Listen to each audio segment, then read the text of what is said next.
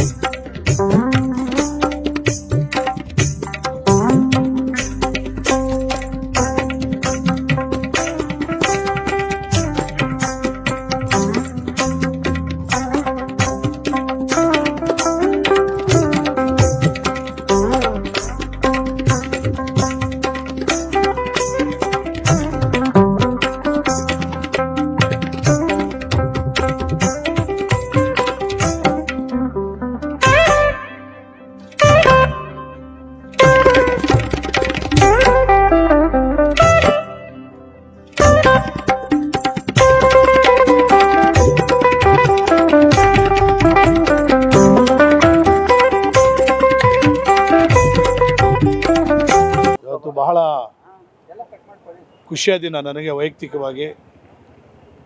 ನಮ್ಮ ಬಾಮೈದ ಸೋನಿಯವರ 50ನೇ ವರ್ಷದ ಹುಟ್ಟುಹಬ್ಬ, ಗೋಲ್ಡನ್ ಜೂಬ್ಲಿ ಹುಟ್ಟುಹಬ್ಬ, ಭಾಳ ಖುಷಿ. ನನಗೆ ನನ್ನ ವೈಯಕ್ತಿಕವಾಗಿ ನನ್ನ ಬಾಮೈದ ಅನ್ನೋದಕ್ಕಿಂತ ನನಗೆ ಒಂದು ರೀತಿ ಅವನ ಪ್ರತಿ ಹೆಜ್ಜೆನಲ್ಲೂ ಅದು ಕೆಲಸದ ವಿಚಾರದಲ್ಲಿರ್ಬೋದು, ರಾಜಕೀಯದ ಕ್ಷೇತ್ರದಲ್ಲಿರ್ಬೋದು, ಸಂಘಟನೆ ವಿಚಾರದಲ್ಲಿರ್ಬೋದು, ಎಲ್ಲದರ ಹಿಂದೆ ನಾನಿದ್ದೀನಿ ಅನ್ನೋ ಒಂದು ಹೆಮ್ಮೆ ನನಗಿದೆ. ಸೊ ನನಗೆ ಇವತ್ತು ಅವನು ರಾಜಕೀಯ ಕ್ಷೇತ್ರದಲ್ಲಿ ಇಷ್ಟೇ ಬೆಳೆದಿದ್ದರೂ ಕೂಡ ಮೊಟ್ಟ ಮೊದಲಾಗಿ ಗಡಿನಾಡು ಕನ್ನಡ ಸಂಘದಿಂದ ಗ್ರಾಮ ಪಂಚಾಯತಿಗೆ ನಾನು ನಿಲ್ಲಿಸಿದ್ದೆ ಅವನ್ನ. ಆವತ್ತಿನ ದಿನದಲ್ಲಿ 2002-2003 ಇರ್ಬೋದು, ಡೇಟ್ ಗೊತ್ತಿಲ್ಲ ನನಗೆ. ಆ ಒಂದು ದಿನದಲ್ಲಿ ಮತ್ತು ನಮ್ಮ ಸಂಘಟನೆಯಲ್ಲೂ ಕೂಡ ಉಪಾಧ್ಯಕ್ಷನಾಗಿ ಕೆಲಸ ಮಾಡಿರ್ತಕ್ಕಂಥದ್ದು, ಮತ್ತು ರಾಜಕೀಯ ಕ್ಷೇತ್ರದಲ್ಲಿ ಮತ್ತು ವೈಯಕ್ತಿಕ ಬದುಕಿನಲ್ಲಿ, ವೈವಾಹಿಕ ಬದುಕು ಮತ್ತು ವೈಯಕ್ತಿಕ ಬದುಕಿನಲ್ಲೂ ಕೂಡ ಉದ್ಯೋಗದ ಜೊತೆಯಲ್ಲೂ ಕೂಡ ಇದ್ದೀನಿ ಅಂತೇಳಿ ನನಗೊಂದು ಹೆಮ್ಮೆ. ಅವರು 100 ವರ್ಷ ಹೀಗೆ ನಗ್ನಗ್ತಾ ಬಾಳಬೇಕು. ಇನ್ನು ಮತ್ತಷ್ಟು ಮಗದಷ್ಟು ರಾಜಕೀಯ ಕ್ಷೇತ್ರದಲ್ಲಿ ಒಂದು ಸಾಧನೆಯನ್ನು ಮಾಡಬೇಕು. ಈ ಅತ್ತಿಬೆಲೆಯ ಸುಪುತ್ರನಾಗಿ, ನಾಡಿನ ಹೆಮ್ಮೆಯ ಮಗನಾಗಿ 100 ವರ್ಷ ಸಕಲ ಐಶ್ವರ್ಯಗಳೊಂದಿಗೆ ಬಾಳಬೇಕು, ಬೆಳಗಬೇಕು ಅನ್ನೋ ಒಂದು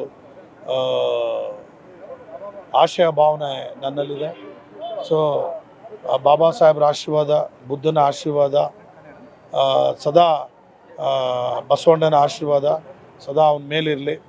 100 ವರ್ಷ ಇವತ್ತು 100 ವರ್ಷ ಅಂದರೆ ಭಾಳ, ಇವತ್ತು 50 ವರ್ಷ ದಾಟೋದೇ ಕಷ್ಟ. ಅಂಥದ್ರಲ್ಲಿ ಇವತ್ತು 50 ವರ್ಷ ಸಂಪೂರ್ಣವಾಗಿ ಆರೋಗ್ಯವಾಗಿ ಪೂರೈಸಿರ್ತಕ್ಕಂಥದ್ದು, ಅದು ನಮಗೆಲ್ಲರಿಗೂ ಕೂಡ ಒಂದು ಖುಷಿ ಕೊಡ್ತಕ್ಕಂಥ ವಿಚಾರ. ಹಾಗಾಗಿ ನಮ್ಮ ವಂಶದ ಒಬ್ಬ ವ್ಯಕ್ತಿ, ನಮ್ಮ ವಂಶದೊಬ್ಬ ಕುಡಿ ಇವತ್ತು ಈ ಮಟ್ಟದಲ್ಲಿ ಬೆಳೆದಿರ್ತಕ್ಕಂಥದ್ದು ನಮಗೆ ಖುಷಿ ತಂದಿರತಕ್ಕಂಥ ವಿಚಾರ. ಈಗಾಗಲೇ ಹಲವಾರು ಬಾರಿ ಅತ್ತಿಬೆಲೆಯ ಪುರಸಭೆಯ ಮೊದಲ ಪ್ರಭಾರ ಅಧ್ಯಕ್ಷರಾಗಿ ಮತ್ತು ರಾಜಕೀಯದಲ್ಲಿ ಏಕಾಂಗಿಯಾಗಿ ಸಕ್ಸಸ್ ಆಗಿರ್ತಕ್ಕಂಥದ್ದು ನಾವೆಲ್ಲವೂ ಕೂಡ ಅದನ್ನು ನೋಡ್ತಾ ಇದ್ದೀವಿ. ಸೊ ಅವನ ಶ್ರಮ, ಅವನ ಪರಿಶ್ರಮ ಇವತ್ತು ಈ ಮಟ್ಟಕ್ಕೆ ಅವನನ್ನು ತಂದು ನಿಲ್ಲಿಸಿದೆ. ಸೊ ಹಾಗಾಗಿ ಈ 50 ವರ್ಷ 100 ವರ್ಷ ಆಗಲಿ, 100 ವರ್ಷ 150 ವರ್ಷ ಆಗಲಿ, ಅವರು ಪರಿಪೂರ್ಣವಾದಂಥ ಒಂದು ಆಯಸ್ಸನ್ನು ಪೂರೈಸಲಿ ಅಂತ ಹೇಳ್ತಾ, ತಾಯಿ ಭುವನೇಶ್ವರಿ, ಬಾಬಾ ಸಾಹೇಬರು, ಬುದ್ಧ, ಬಸವಣ್ಣ ಮತ್ತು ನಮ್ಮ ಆರಾಧ್ಯ ದೇವ ವಿಷ್ಣುದಾದವರ ಆಶೀರ್ವಾದ ಕೂಡ ಸದಾ ನನ್ನ ಬಾಮೈದ ನಾಗರಾಜ್ ಸೋನಿಯವರ ಮೇಲೆ ಇರಲಿ. ಆ ಕುಟುಂಬದ ಜೊತೆಯಲ್ಲಿ 100 ವರ್ಷ ನಗ್ನಗ್ತಾ ಬಾಳಲಿ, ಸಕಲ ಐಶ್ವರ್ಯಗಳು ಕೂಡ ದೊರಕಲಿ. ಭಾಳ ಮುಖ್ಯವಾಗಿ ಆರೋಗ್ಯ ಚೆನ್ನಾಗಾಗಲಿ. ಆ ಆರೋಗ್ಯ ಚೆನ್ನಾಗಾದರೆ ಏನು ಬೇಕಾದರೂ ಸಾಧಿಸಬಹುದು. ಹಾಗಾಗಿ ಆ ಒಂದು ಆರೋಗ್ಯ 100 ವರ್ಷ ಚೆನ್ನಾಗಿರೋ ಹಾಗೆ ಮಾಡಲಿ ಅಂತೇಳಿ ಸಂದರ್ಭದಲ್ಲಿ ನಾನು ಅವನಿಗೆ ಹಾರೈಸ್ತೀನಿ.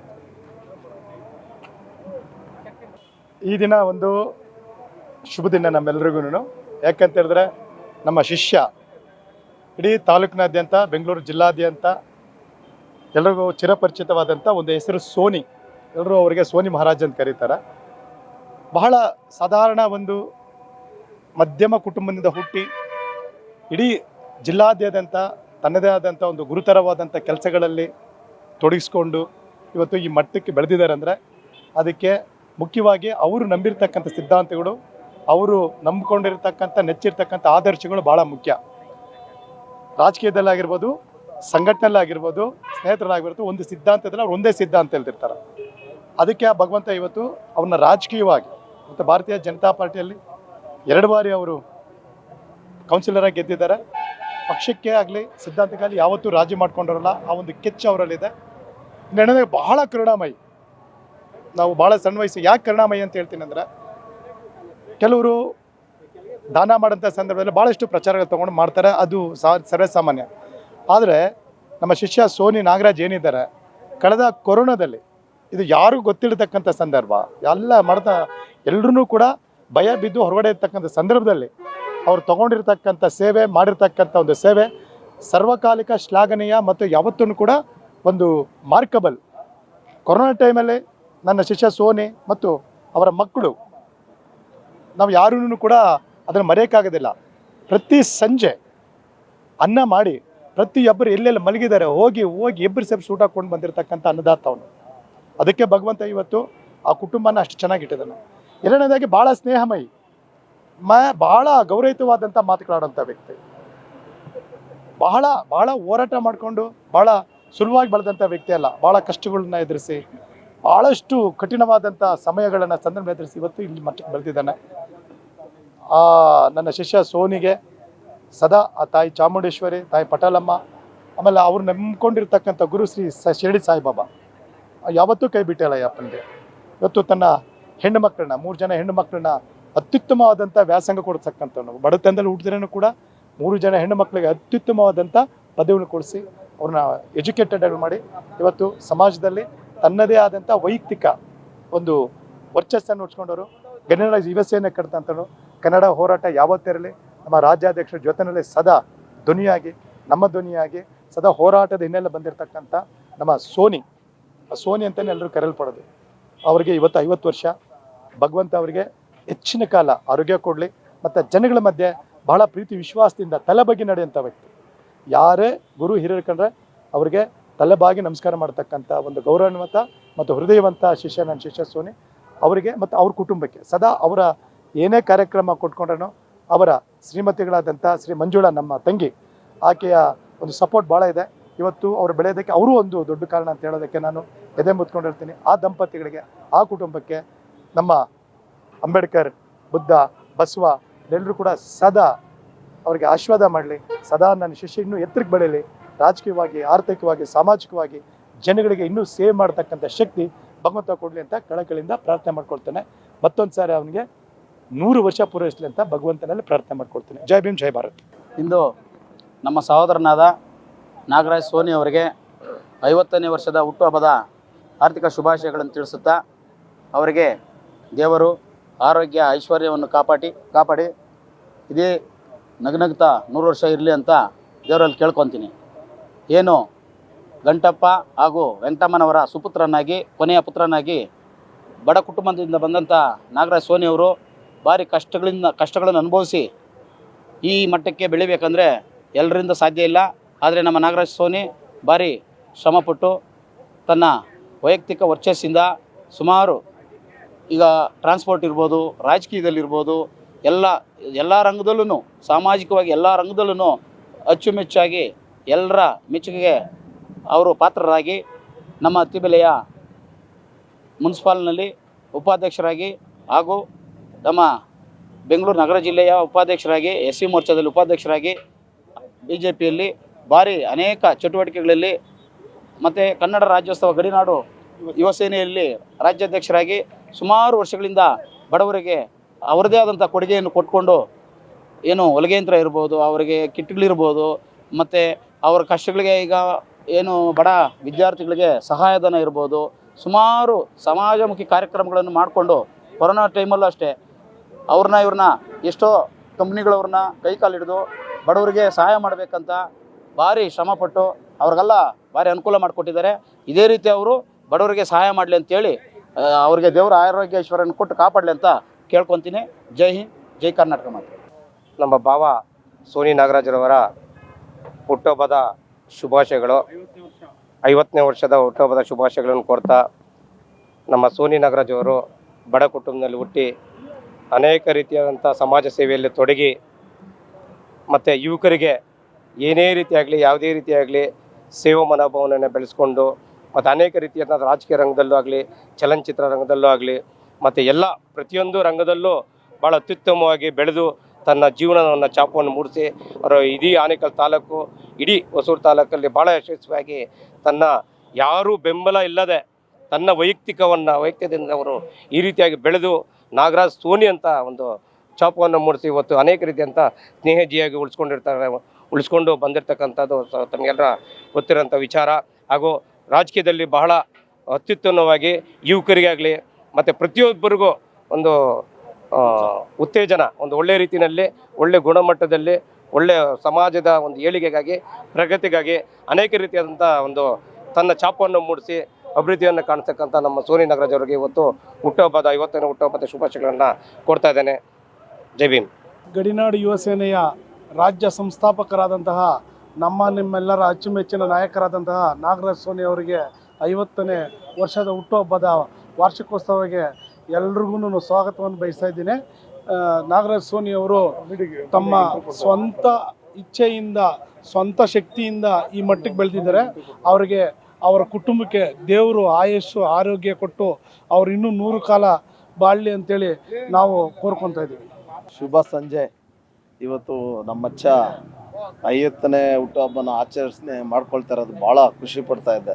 ಈ ಕರ್ನಾಟಕ ಗಡಿನಾಡು ಕನ್ನಡ ಸೇನೆಯ ಸಂಸ್ಥಾಪಕರಾಗಿ ಉತ್ತಮ ಸೇವೆ ಸಲ್ಲಿಸ್ತಾ ಸದಾಕಾಲ ಎಲ್ಲರ ಮನದಲ್ಲಿ ನಿಲ್ಲುವಂಥ ಕೆಲಸಗಳನ್ನ ಮಾಡ್ಕೊಂಡು ಬರ್ತಾ ಇದ್ದಾರೆ. ಇಂಥ ಒಂದು ಸಂದರ್ಭದಲ್ಲಿ ಇವರು ಹುಟ್ಟುಹಬ್ಬನ ಇಷ್ಟು ಸರಳವಾಗಿ ಎಲ್ಲರ ಸ್ನೇಹಿತರ ಸಮ್ಮುಖದಲ್ಲಿ ಆಚರಣೆ ಮಾಡ್ಕೊಳ್ಳೋದು ಭಾಳ ಸಂತೋಷದ ವಿಷಯ. ಇವರಿಗೆ ಭಗವಂತ ಆಯುಷ್ಯ, ಆರೋಗ್ಯ, ಐಶ್ವರ್ಯ, ಧನ, ಧಾನ್ಯ, ಸಂಪತ್ತು, ಅಧಿಕಾರ, ಮಕ್ಕಳು ಮೊಮ್ಮಕ್ಕಳ ಜೊತೆ 100 ಕಾಲ ಸಂತೋಷವಾಗಿ ಸುಖವಾಗಿ ಬಾಳಲಿ ಹಾರೈಸ್ತಾ ಇದ್ದೀನಿ. ಈ ಸಂದರ್ಭದಲ್ಲಿ ಅವರಿಗೆ ಹುಟ್ಟುಹಬ್ಬದ ಜನ್ಮದಿನದ ಶುಭಾಶಯಗಳನ್ನ ನಾನು ತಿಳಿಸ್ತಾ ಇದ್ದೀನಿ. ಮಚ್ಚ 100 ವರ್ಷ ಆರೋಗ್ಯವಾಗಿ ಚೆನ್ನಾಗಿ ಸ್ನೇಹಿತರ ಜೊತೆ ನಗ್ನಗ್ತಾ ಬಾಳಿ ಬದುಕಲಿ ಅಂತೇಳಿ ನಾನು ಈ ಸಂದರ್ಭದಲ್ಲಿ ಹಾರೈಸ್ತಾ ಇದ್ದೀನಿ.